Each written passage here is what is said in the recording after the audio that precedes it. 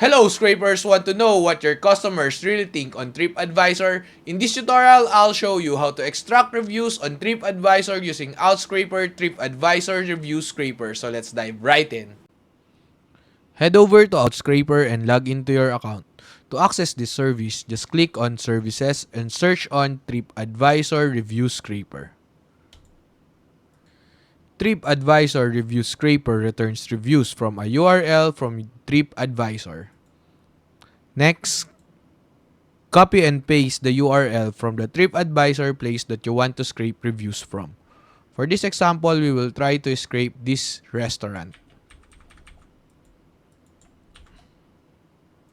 You can limit per one query to indicate the reviews you want to return.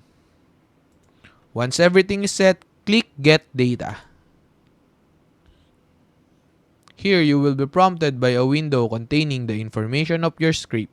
Hit confirm and let Outscraper do its work.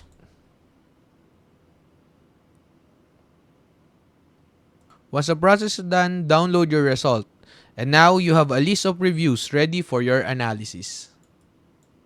And that's how you extract reviews in TripAdvisor using Outscraper.